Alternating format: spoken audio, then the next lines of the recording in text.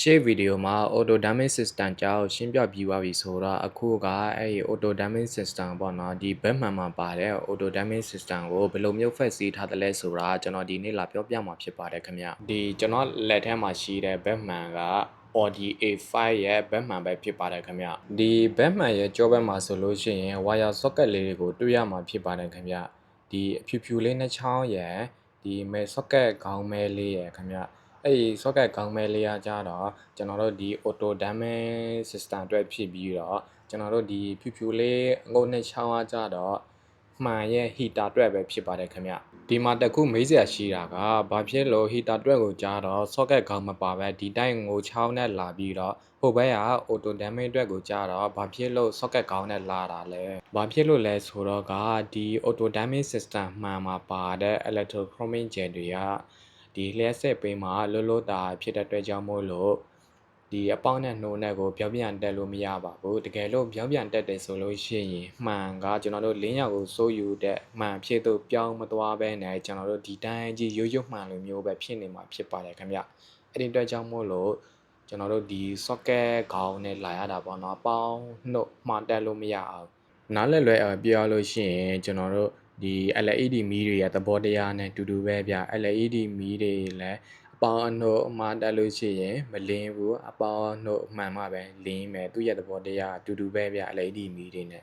heater အတွက်ကိုကြတော့ဘာဖြစ်လို့ငိုချပဲလာတာလဲဆိုတော့ကကျွန်တော်တို့ heater ရဲ့သဘောတရားဒီ resistor ရဲ့သဘောတရားပဲဖြစ်တဲ့အတွက်ကြောင့်မို့လို့သူ့စီမှာသတ်မှတ်ထားတဲ့လက်စီးပတ်လန်းဆိုတာမရှိဘူး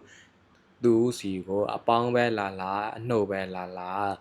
ာသူကသူ့စီကိုလက်ဆက်ရောက်တာနဲ့သူကတော့အပူကိုထုတ်ပေးမှာဖြစ်တဲ့အတွက်ကြောင့်မို့လို့သူ့စီမှာသတ်မှတ်ထားတဲ့အပေါင်းနဲ့အနှုတ်နဲ့ဆိုတ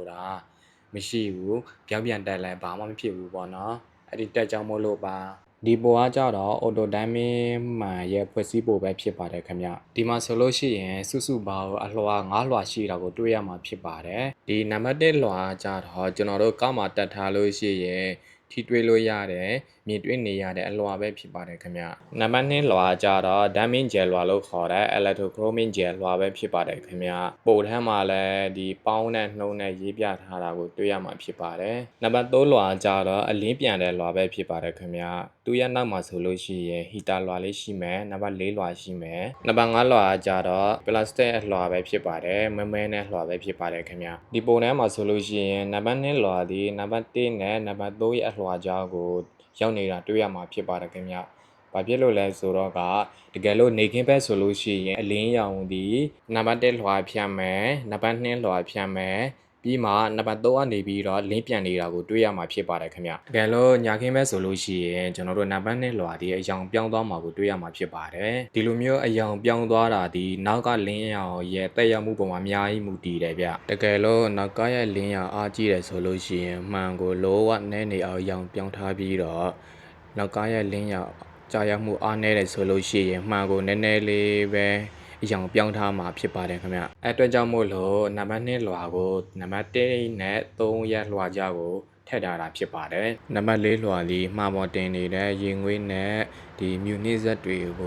ုအလိုလျောက်ငွေးပြန်သွားအောင်လုပ်ပေးတဲ့heater ပဲဖြစ်ပါတယ်နံပါတ်5လွှာကြတော့ဒီမှန်သားနဲ့ဘက်မှန်ရဲ့ဟောက်စင်တို့ကြားမှာမြဲနေအောင်ချိတ်ဆက်ပေးတဲ့ပလတ်စတစ်အပြာပဲဖြစ်ပါတယ်ခင်ဗျဒါကြတော့ဘက်မှန်ကိုဟောက်စင်ကနေထိုးလိုက်ပြီးတော့အပြင်မှာမြင်တွေ့နေရတဲ့နေထားပဲဖြစ်ပါတယ်ခင်ဗျဒီ auto damage မှန်တွေကိုဟောက်စင်ကနေထိုးလို့ရှိရင်ကျွန်တော်တို့ရိုးမှန်ထိုးရတာထက်ပိုပြီးတော့တတိထားပြီးထိုးရတယ်ဗ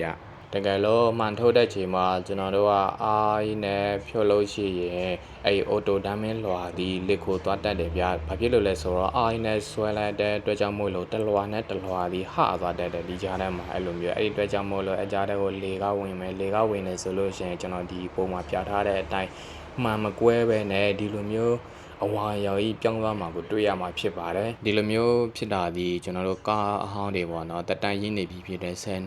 နှစ်ကျော်နေပြီဖြစ်တဲ့ကားတွေဆိုလို့ရှိရင်ခံမသိလို့ရှိရင်ဒီလိုမျိုးဖြစ်တတ်တယ်ဗျဘက်မှန်ထိုးလို့ရှိရင်ကျွန်တော်တို့အညီကိုတွေလည်းဒီကားဟောင်းပဲဖြစ်ဖြစ်ကားအသေးပဲဖြစ်ဖြစ်ထိုးလို့ရှိရင်တော့တတိလေးထားပြီးထုတ်တာတော့အကောင်းဆုံးပေါ့နော် auto damage မှန်တဲ့ပတ်သက်ပြီးတော့ဘူးတုဒရသွားမယ်လို့ညွှန်လိုက်ပါတယ်ခင်ဗျ။ Okay အားလုံးပဲဆင်ပြေကြပါစေခင်ဗျ။